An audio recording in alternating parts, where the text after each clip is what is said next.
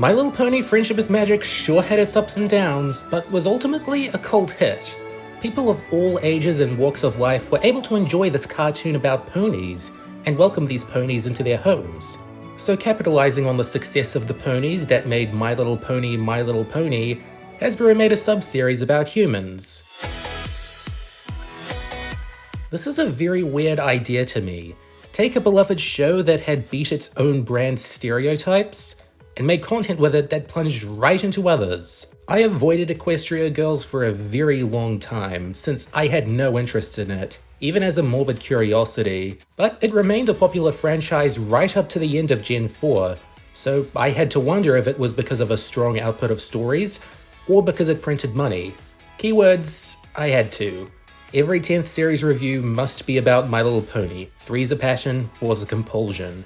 What makes this so different from my other reviews is that it's focused entirely on films and specials. Here I'm covering the 4 main Equestria Girls movies and the 6 subsequent specials. I'm sure the YouTube shorts and music videos have some interesting contents, but I wanted to stick with the main or secondary selling point of the series for this review.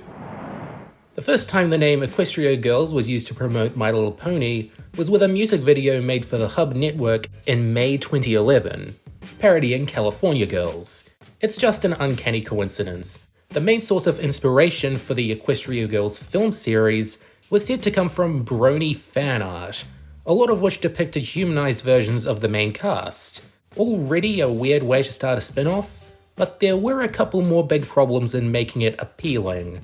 Firstly, the departure of series creator Lauren Faust before Hasbro decided to make this. It's a pain when this happens, and she and her husband Craig McCracken have been very clear that this was not part of her vision for the show. It's not like Faust created My Little Pony way back in 1981, but it was still a sign that Friendship is Magic was slowly drifting away from being a creator-driven show. And a writer she hired and subsequent successor, Megan McCarthy, was put in charge of the movie, so it's not like it was a completely soulless mandate. The second big hurdle was with the fan reception towards the Season 3 finale Magical Mystery Cure, where Twilight's behind-the-scenes Red Bull addiction could no longer be hidden by smoke and mirrors. I like the episode, but understand why viewers were shocked and worried the show would change more dramatically than it did. Following up this controversial episode with a film that was sure to drive away a lot of bronies in concept alone was a double whammy. Teen high school drama is poison to adult men. This was much more catered to tweens who would have been exiting Friendship is Magic's target demographic, but not outgrowing it entirely. A much more narrow audience for a franchise that had just found success with nearly everyone. As confusing as it was, Equestria Girls premiered in select theaters on June 15, 2013 to a predictably mixed reception, before becoming available on DVD in August. The main point of contention for parents was the skinny designs of the human characters, but there were also other criticisms of the general premise and the story being too similar to earlier episodes. Nevertheless, Equestria Girls toys sold well, so it got plenty of sequels to flesh things out, and while less mainstream media attention was given to each one, they slowly became more accepted by the brony community.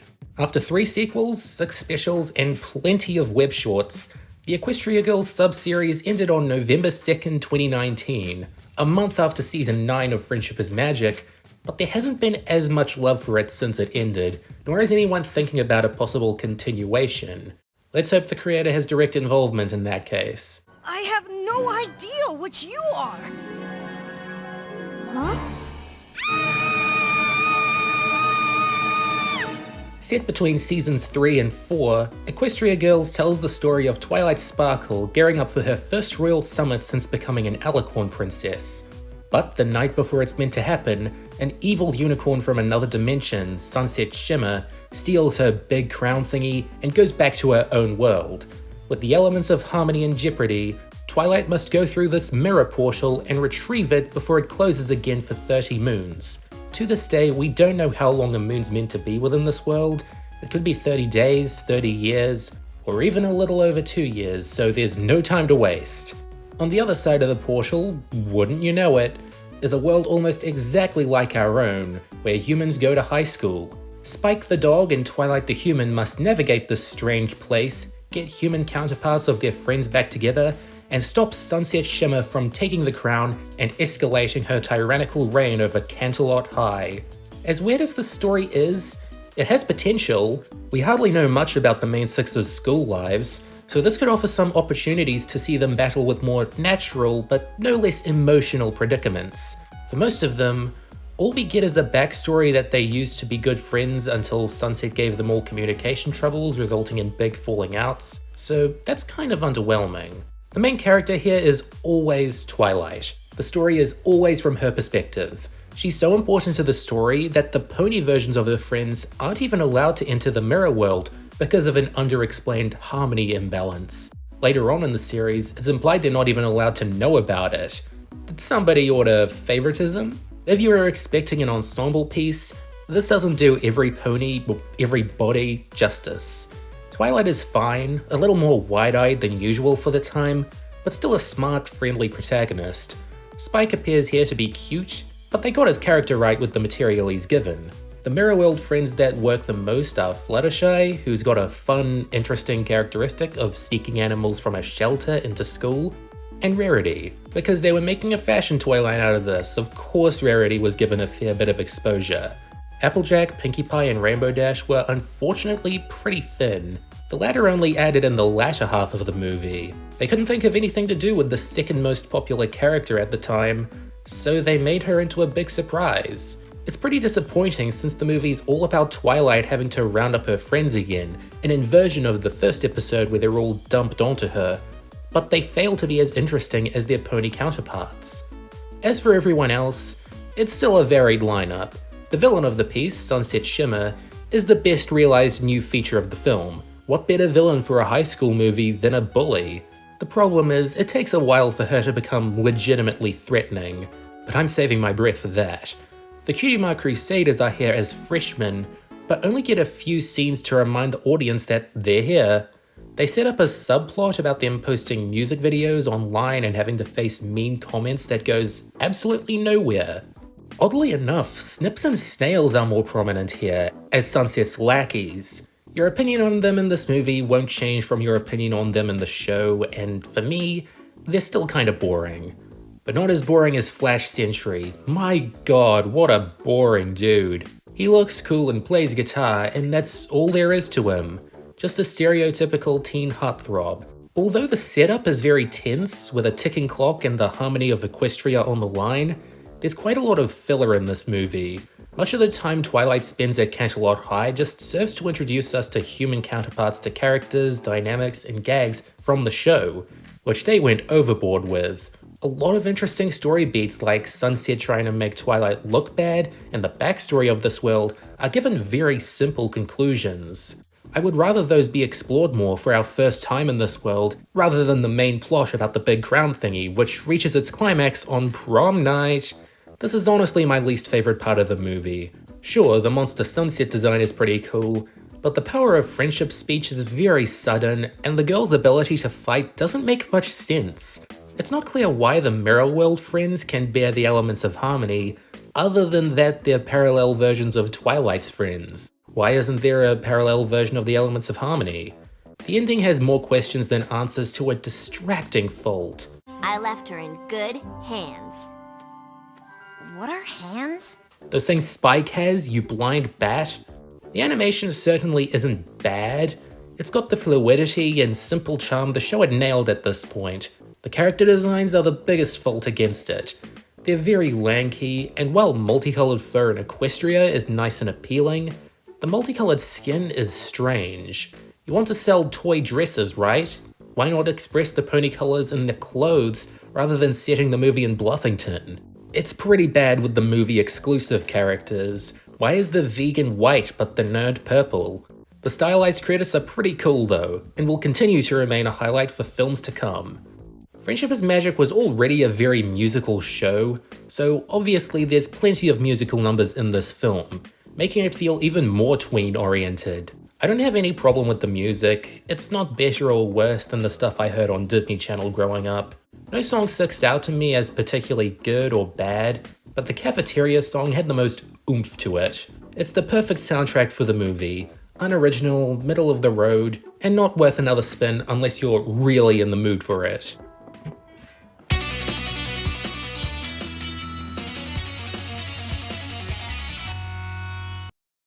I also play guitar. A sequel was made the following year, and Megan McCarthy was in charge of the screenplay for the second and last time. She apparently never considered a sequel when writing the first one, so it was a surprise to many people when this turned out to be a big improvement. Canterlot High has recovered from Sunset's reign of terror, but still aren't willing to forgive her. The Mirror World friends have been put in charge of staying close and friendly with her by Twilight, and it seems to be working. They just have to stop bringing up her past in casual conversation. That shouldn't take long. But all is not well. The girls have recently formed a rock band called the Rainbooms for the school's upcoming musical showcase, and they pony up whenever they play. While this is considered weird, it gives Rainbow Dash a much bigger hit about being the band's leader.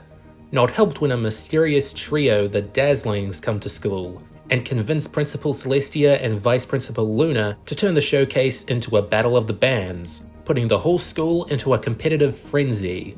The story's a lot more organized. Almost all of it is set in the Canterlot High world, with only a couple minutes spent in Equestria towards the middle to make up a reason for how Twilight can cross the portal whenever she wants. This is a pretty tightly knit story, letting us see that Sunset's changed for the better, giving her a new enemy to face in the form of the Dazzlings, and sparing a lot more time to show how the Mirror World friends bounce off each other in this world.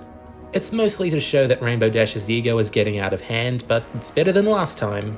The Dazzlings are pretty fun villains. Their plan to feed off the negative energy all the bands create for themselves is pretty sensical. Even the best bands get into huge arguments over trivial things, and having tons of them compete for your own power is a great game plan. Of course, the power of friendship saves the day in the end. After Sunset gets to the bottom of this and battles the Dazzlings with a more positive song number, a story of growth and acceptance ending this way is good to see. There are still some problems here and there, among which Twilight feels shoehorned in, even though she was the star in the last movie and the co-lead here. If they'd gotten her to the Mirror World earlier, that would have given her more of a place in the story. She's just here to cast some strong spells at the root of it. She's still okay in this, but she and especially Spike weren't as essential to the story as you'd want in a sequel. The Mirror World friends have more to do, but also more to argue about. Rainbow Dash wants the Rainbooms to revolve around her, Rarity's getting fussy over the fashion of the band, Fluttershy wants the band to perform her own songs, etc. I completely understand the friction in this sense. They haven't been friends again for very long, and Rainbow Dash is a pretty big jerk in this film. The rest of the cast isn't as important. Plenty of them get little scenes in during the Battle of the Bands, but they aren't as interested in shoving in assorted references to the main show, which, as I've said, goes a long way in making the story easier to digest. I guess if you want some of that patented Flash Sentry goodness, this could be disappointing since he's not given as big of a role. When a quarter of his usefulness is dedicated to having a go at Twilight, you know they've taken some feedback. There's only one case of them indulging in film service, and that's with bringing Maud Pie into the mix. She'd proven to be popular, so why not? This is a freebie. The animation's a little better too. Sure, the character designs aren't improved, such as the nature of Flash, but the lighting and shadow work has been much improved, giving each of the song numbers a more dramatic effect. On that subject, the score is also better than before. Under Our Spell and Welcome to the Show are the clear standouts, with the Dazzlings providing such a good position for these villain songs, and the latter turns around to become a triumphant counteracting song from the Rainbooms, plus Sunset. The others are still fine for what they are, but they're more comfortable in the genres they're willing to pursue. I hope I'm not underselling Rainbow Rocks, it's a genuinely good movie. The first movie didn't convince a lot of people of the Equestria Girls series' worth, but the second did. It still feels like they're tied down by their parents' seeds, but have more room to move at least. They're starting to focus more on the friendship problems that arise in teenhood, whereas Friendship is Magic hardly has any teenage characters. But with a newfound reputation comes newfound expectations, and it was up to next year's movie to meet them. Hi, Sugarcoat. That was a really bad speech. You should consider not speaking in public. Another movie, another competition, and now it's the coveted Friendship Games, where two school teams compete in various academic and sporting events. Those teams being Canterlot High's Wonder Colts and Crystal Prep's Shadow Bolts. the latter school having a purple nerdy shut-in student with a companion called Spike. Sound familiar? The big selling point of this movie is they're finally giving a proper introduction to the mirror world's counterpart to Twilight, and like her friends, we're back to square one. She doesn't have any in this world, and she lives in fear of her school principal Abacus Cinch, who's blackmailing her to compete in the games. For a story focused on pretty much recreating and reintroducing the main character of the generation, there's a lot riding on making this an interesting and endearing portrayal of Twilight. But it was Josh Haber in the writer's chair now, so I'm always expecting some turbulence. Jokes aside, this is a very sympathetic version of the character. She's a science geek studying magic and coming to some shocking discoveries, to the detriment of the main crew. Sunset's on her own in a sense, since Equestria's Twilight is busy not existing, and the Mirrorworld friends still don't have a lot to do with her struggles. They work all the same, and they compete in the games well enough, despite Twilight making things harder with her accidental magic stealing, another hurdle in them getting along. The challenges are all exciting fun on their own, and the climax with Twilight being pressured by her school to turn into an evil spirit that Sunset has to tame is pretty epic. It's like a role reversal of the climax to the first movie, which sounds lazy on paper, but goes to show how far Sunset has come across the series so far. Of the new characters, we finally get a human version of Princess Cadance, who here is the Dean of Crystal Prep. If you're hoping she has more of a character, I am deeply sorry. Principal Cinch is a great villain for the piece, not being a big bad super demon, just a corrupt authority figure. I will say the Shadow Bolts are the best new additions though. Twilight's would have been friends. You've got Sour Sweet, the passive-aggressive one, Indigo Zap, the sporty one, Lemon Zest, the one who's into rock music, like everyone else in this universe, so Sugarcoat, the blunt one, and Sunny Flare, the grouchy one. They're pretty basic characters, and aren't given as much time to blossom as Twilight, Sunset, or even the others, but they're fun additions for what they are, rivals for the games. The songs are still on their way up. I feel like they've finally moved past that teeny bopper style, and are making more exciting and personal ballads. What More Is Out There is a really good song in its own right, and not the kind of thing you'd hear in the first movie. But Unleash the Magic takes the cake. It's such a good showcase of what Principal Cinch is, and what she's been doing to Twilight, and leads into their regularly scheduled magic crisis naturally. I have to be honest, I like friendship games more than Rainbow Rocks. With Equestria out of focus, they've allowed themselves more time to explore the mirror world and test Sunset's friendship skills. There's still things about Equestria Girls that rub me the wrong way, like the character designs, need for magic to make things more interesting, how Twilight's friends aren't allowed to cross over to this world outside of an outtake reel, and Flash, please leave the series. But the storytelling is getting better with each movie, the more they distance themselves from friendship as magic and embrace the setting they're stuck with. Let me help you get your harness off. No, thank you! Twilight's past has come back to haunt her. Right as Canterlot High sets for a natural experience at Camp Everfree. The camp counselors, Gloriosa Daisy and her brother Timber Spruce, aren't sure how to run the camp, but Gloriosa's sure that everyone's requests can be met, and that she can prove to Filthy Rich, who wants to tear the camp down, that it's still worth keeping. Already I can tell she has some skeletons in her closet, so a big plotline later in the movie where Sunset and Twilight suspect Timber of doing bad things is a clear red herring. In general, the storytelling is less tidy than before. Joanna Lewis and Christine Sonko were in charge this time, and I think they had too many ideas they wanted to implement, and also more requirements from higher up to meet. The main cast all gets superpowers now. Twilight can levitate things, Sunset has telepathy, Pinkie Pie can weaponize candy, Rainbow Dash has super speed, Applejack has super strength, Rarity can create diamond barriers, and Fluttershy can talk to animals. While this is certainly an interesting turn of events, and helps out with the big showdown against the shocking twist villain, did it really take being given superpowers to make the other 5 more useful? Don't get me wrong, they were overdue for developments.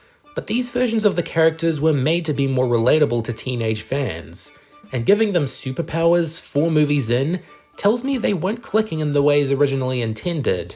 Also 4 movies in, they finally tried to give Flash Sentry a personality, making him awkward around girls. It's not much, but it's an alright spin on how he's appeared all this time. It's one thing I'm fine seeing them address in this movie, but there's still some odd choices of padding, like having the girls rebuild a dock for much of their time at camp. There's some decent comedy to come out of it. After all, of everything they can do in such a limited setting, this is what they prioritize. But it's not at all essential to the core of the movie, Sunset needing to help Twilight come to terms with her midnight form being a thing of the past. That's something worth exploring, but it always feels like they're putting it off for more camp drama. I don't really have much to say about Legend of Everfree. It already seemed hard enough to make a summer camp an enticing location for a fourth movie, but the story still feels like a misfire. Gloriosa Daisy didn't think her evil plan through, so both the fulfillment of the plan and her getting forgiven for wrecking the campsite don't feel earned. Add that the heart of the movie feels like just another subplot, and this felt like something put together simply for tradition. The songs and animation have their worth, but the movie format was looking less viable going forward. So instead of a fifth movie for 2017, they made half-hour specials, which would later be packaged together as the Magical Movie Night. Because these specials are the exact same 22-minute length as an average Friendship is Magic episode, were written by different regular writers for that series, had a recurring title sequence, and aired in that series' time slot, these feel more like backdoor pilots to an Equestria Girls TV series than actual specials. Still, each of them has a different story, so Magical Movie Night as a whole can be considered a triple feature. This showdown is coming along wonderfully, why do you ask? The first of these, Dance Magic, is kind of generic but fun all the same. Another competition with the Shadow Bolts, this time over a music video contest, and Rarity gambles the band's fundraising money on their video success. It's a neat little cautionary tale, but how many of you find the screen bug out of place? Movie Magic has more glitz and glam, but that's all it really has going for it. Rainbow Dash gets invited onto the set of the upcoming Daring Do movie, but chaos arises when the director's daughter, Juniper Montage, disrupts the production. The Power Pony costumes are a nice touch, but the design work is the most compelling part of this one. It's up to you whether this is good enough to make you want to watch it. The last is Mirror Magic, where the life and times of Juniper Montage continue as she lets a mirror corrupt her. Meanwhile, while trying to find Twilight, Sunset bumps into Starlight Glimmer. This was at a time in the main show where they were really banking on Starlight. Did somebody order favoritism? And now having seen Sunset's arc, I feel even more conflicted on how to feel about Starlight. Sunset proved to be more self-sufficient and a better role model for the viewer, whereas Starlight needed a lot more help in basic principles of friendship and let her randomly impressive magic overshadow her for a while. You can relate to Starlight more, but idolize Sunset more. Ultimately, I think Sunset's the better character of the two, but only because she had much less room to mess up and was a main focus more consistently. Anyway, the rest of Mirror Magic is pretty weird. It gets more epic than the other specials, with everyone almost being lost in a void forever, but then they have to resort to their typical tropes, the magic of friendship and forgiving a villain in the blink of an eye. As much as this ending checklist bothered me in the main show, it was only done once or twice a season, not at the end of every production, more or less. In spite of the different settings, changing the format still proves that Equestria Girls had gotten formulaic. Wow, we are a really forgiving group. Alright, that formula is still in full effect with their first actual hour-long special, Forgotten Friendship, but the story's more dramatic overall. The girls are happily preparing for the new Canterlot High yearbooks. Do they ever graduate? But overnight, a mysterious magic erases the main six's memories of Sunset, leaving them with only the worst impressions of her. She's put back at square one overnight, so she contacts Twilight and heads back to Equestria to find the reason behind this forgotten friendship. This return to Equestria is ironically the best thing about this special, with Sunset making peace with Celestia, and all the banter she shares with Twilight as they investigate the Memory Stone. It's enjoyable and lighthearted, and makes me wish there was more overlap between the two worlds now. Unfortunately, Equestria Girls had to be near completely self-contained to avoid fan outrage, but dang it, this visit back to Equestria is too good to be a one-off ordeal. At least the Mirror World still has some intrigue to it. I like the pair-up of Sunset and Trixie, she's great here. She seems to work well playing off of reformed villains, so no wonder I like her here. The villain of the piece is Wallflower Blush, a kid who's made no effort to create any substantial friendships, so she's decided to take it out on everyone else by wiping their memories of their own good times. I've made her sound petty, but there are some lessons about community here to make an effort to befriend anyone you can, or else you'll be a wallflower. And also, don't make the quiet kid angry. Easily the most popular part of this special is when Sunset sacrifices her own memories of the main six to prove that she was their friend, which is pretty heavy, but not going too far. I like this scene, but wish this spin on the story was explored more, because the standard ending with the power of friendship and villain redemption swoop in just as they do something different. I like this special. It's got one of the best stories of this sub-series thus far, but I still can't help feeling unsatisfied. It's really telling when my favourite part of this Equestria Girls special is when it's not being Equestria Girls. The Canterlot stuff is legit better than most Friendship is Magic episodes that came out this year. Maybe it's just that I'm spending less time seeing this new shadow effect they're doing to the characters' chins that gives them a 5 o'clock shadow. I don't like it one bit. Maybe it's fitting imagery, who knows. There's still 4 more specials to go, and I only like one of them. Care to guess which one that is? Not Rollercoaster of Friendship. All I had in my notes for this one was, holy crap, this is bad. The girls go to the theme park Equestria Land, let in by Rarity, who's working on the costumes for a parade. She quickly becomes friends with social media star Vignette Valencia, who puts vast amounts of pressure on her and strains her friendship with Applejack. Meanwhile, all the others enjoy the rides and fair games, but as more are made aware that Valencia has sinister motives, the more start to disappear. To get the positives out of the way, it's good to see the Mirror World friends in comfy, casual situations again. The scenes where Fluttershy and Rainbow Dash try to ride a roller coaster and their nerves get the best of them are wonderful uses of the characters and their friendship. And Sunset and Twilight falling for Flim and Flam's ring toss game is really funny, seeing the saviors of the school get roped into a rigged game. I can't say Pinkie Pie's all that great, however. She's slowly been getting more airheaded over time, and at this point she's nothing more than the dumb one of the group. My big problem with this special is in the villain. I don't care that she's an influencer, or she has a phone that traps people in a random white room at the park. I know exactly what she'll do, how she'll be defeated, and why she'll be forgiven. And her being able to manipulate Rarity is fair, but after Forgotten Friendship, this is such a softball conflict that doesn't have the gravitas they want to deliver. They got lucky last time, but the formula has officially been wrung dry. It's clear now that the girls only pony up to make the films more marketable, because if they keep this quality up, they aren't selling themselves. The good thing about Spring Breakdown is that they've finally let go of that climax formula, but the bad thing is the rest of it. The girls are on a cruise, look how cool and rich they are.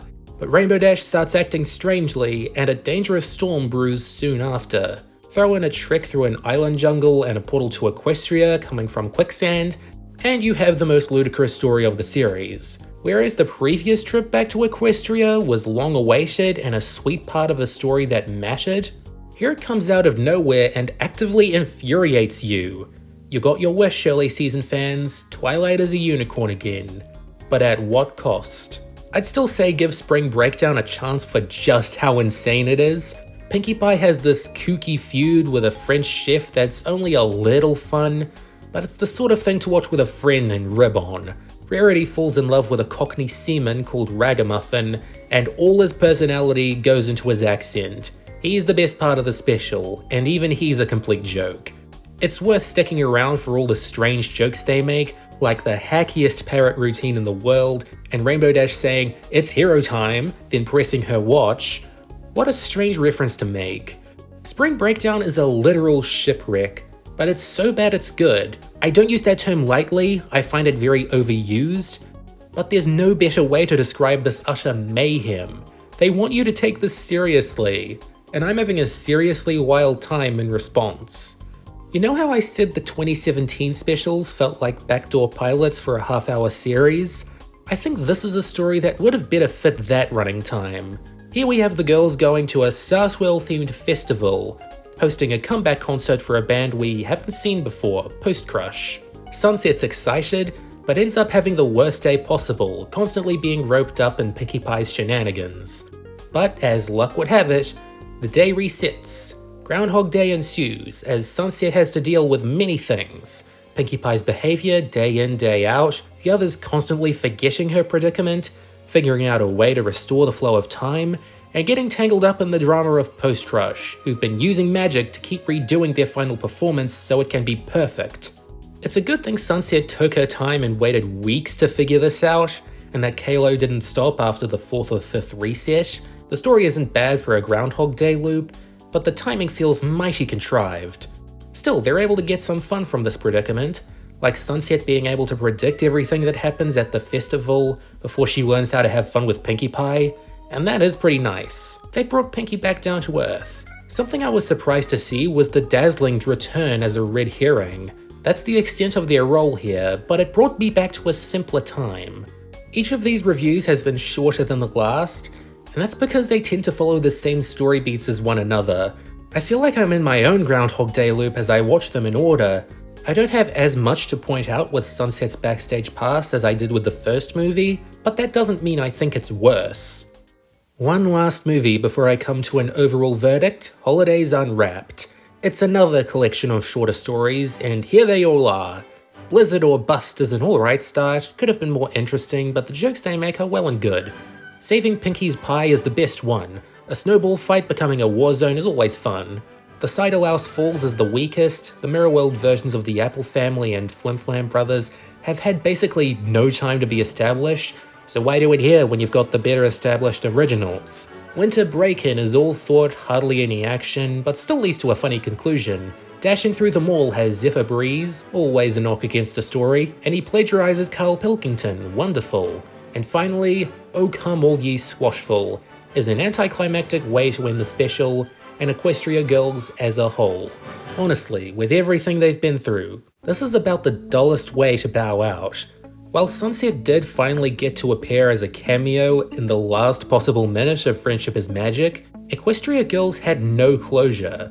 For all we know, Sunset remained in high school forever. It's a disappointment that for as grand and loud as Friendship is Magic was about its final year, its sub-series had no such fanfare. They were left in limbo. I don't usually expect every franchise to have a grand finale. It's okay if they peter out and end naturally, but it's so bizarre how Equestria Girls went from being a huge deal being screened in the theaters to a couple shorts cobbled together for the holidays. As for how I'd rank all 4 movies and specials, Rollercoaster of Friendship would go dead last. There's a couple nice scenes at the start that have nothing to do with the tired old plot. Spring Breakdown is a complete mess, but it's still worth looking into for all the madness it delivers. It always comes down to whether you like Vignette Valencia or Ragamuffin more. Magical Movie Night starts well enough with the music video special, but the latter two stray too far off what you'd want from the series and retread it too hard at the same time. Equestria Girls, the 2013 movie that started it all. There were growing pains in making this a convincing idea, and there's a distinct lack of focus, but depending on how long you've been a brony, you could still get some nostalgia out of it. Holidays Unwrapped, it has some good stories and some lousy ones, but is ultimately harmless. Still doesn't make for a good ending. Legend of Everfree, there's a lot of potential in this story, but ultimately the setting, new characters, and gimmicks detract from the experience.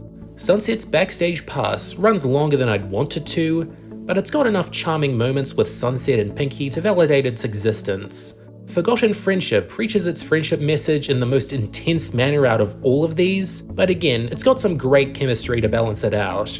Rainbow Rocks was able to turn heads in a way the first movie couldn't, with better songs and a much more engaging story. I understand why it's a fan favorite. And my favorite is Friendship Games, for being able to showcase what could be done with the human world on its own, and reintroducing the main character in a cool way that made me root for her. Putting it into numbers, it doesn't look good when I only like 4 of the 10 films, dislike 2, and consider the remaining 4 mediocre. But what are some positive things I can say about Equestria Girls? I like Sunset Shimmer as a protagonist, and consider her to be a good role model for anyone wanting to let go of their past mistakes and give similar chances to other people. Some of the lessons are well and good for the demographic they were aiming for, and some of the songs are rather good for what they're made for. But ultimately, the story's all blended together. Most of the other characters were only given bit parts that might as well have been done in the main show with more appealing designs. Most of the villains blended together, and the series slowly lost focus of what it wanted to accomplish. I'm sure the writers and production staff had the best of intentions, but it's clear what was being made and put in to meet executive demands. I can only hope that if they somehow bring Equestria Girls back for Gen 5, or do something similar, that it comes from a place of love rather than money. I just spent the last 35 minutes reviewing every Equestria Girls movie and special. The least Hasbro can do is give O Come All Ye Squashful its well-earned follow-up. Goodbye for now.